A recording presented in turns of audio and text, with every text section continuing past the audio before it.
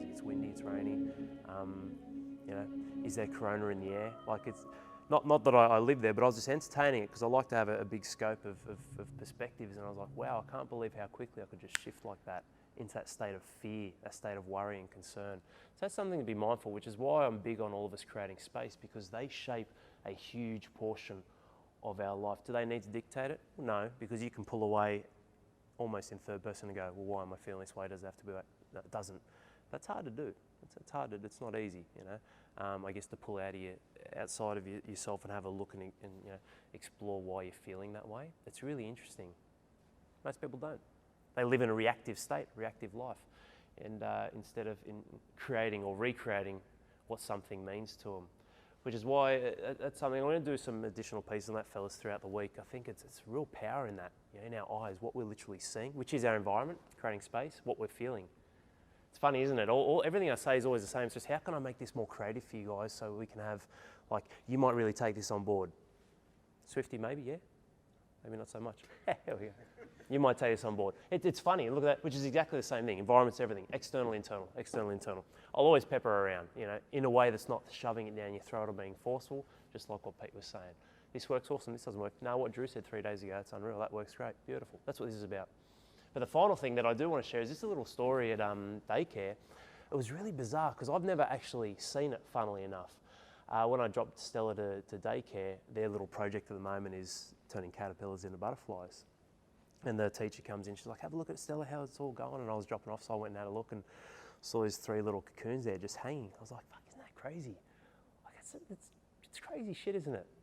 Like, you're this slow little shitty caterpillar that eats leaves and stuff, and you go into this cocoon, and then all of a sudden you spring out and you're this completely different, I don't know, that's like, not that I have the mind of a fascinated child, but it was really weird how we just gloss over some, not every day. Sunday until 8 p.m. We turn it on for the boys. It's funny though, hey, like that's a fucking crazy miracle in my eyes. I'm like, you got this weird slow thing that can get killed at any stage, just chomping along, eating, then it goes into this fucking cocoon, and then all of a sudden it comes out and there's a big process that happens. It's bizarre because I've never really seen that or followed that at all. Childbirth's a bit like that. Mate, it's unreal, isn't it? Yeah. We're looking at the moment, it's a prune, you know, and slowly growing, and then I see Stella with long hair running around. I see memories on Facebook of her bald, and she looks just like Lillian does now, but they look completely different now. And it's just like, fuck, it's crazy. It's such a miracle. And it's not to be lovey-dovey or the other way, out of fear I might lose this. It's just like... Yeah, well, I'm getting to watch it again because 2 of my kids have just had kids. So, you know... Yeah, the joys of handing them back, mate. That works. Yeah, that's right. It's it really is fascinating. But when I saw that, I was like, you know what? There's going to be a stage, not where you just have one switch. We have multiple switches where it just kicks off. You've had it. Ben Henry, he's a good example. See how he's just lifted up in the group. Doesn't mean he has to stay there. You know, coming on board, that could be the switch. You know, in shifting into that next level. Yeah, it's what happens, and that's the thing. So you might feel like you're the caterpillar at times you might feel like you're in the cocoon, and at times you might feel like the butterfly, but it's a cycle, isn't it? That's the funny part. And it's not to get, you know, all Lion King circle life type shit on you, but it's funny when you pull some of that stuff out. And look at these tiny little cocoons, I'm like, what the fuck, what's going on in there?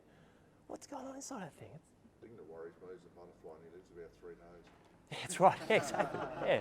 Exactly. Then you go back around the cycle again. Exactly, yeah, it's it. Yeah.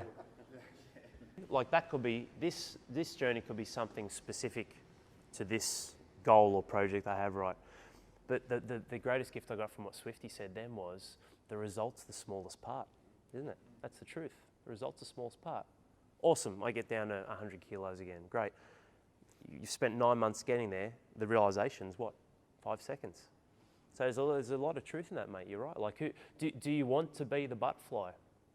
Or is butterfly a recognition for, this is awesome, this is what I've achieved, great. How do I then, you know, I guess reincarnate into a new goal, a new challenge, and I earn my stripes again, I earn the right to play. I earn the right to flourish and showcase what I've done, which is that. You know, I know what we're doing with RDM is going to be big. I know it's going to be successful, but it's not by me stretching out and trying to get on all these different podcasts and talk shows and shit. No, this is what we're doing now. Awesome.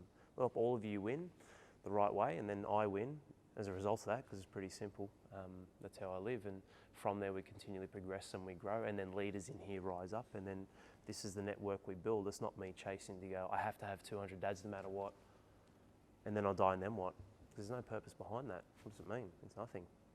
I've written all that, I got all the old books. It was like at the start of last year, 150 dads by Easter, 200 dads by winter, 500 dads, 1,000 by the end of the year. Like, just, that was not that long ago, you know, just over a year ago.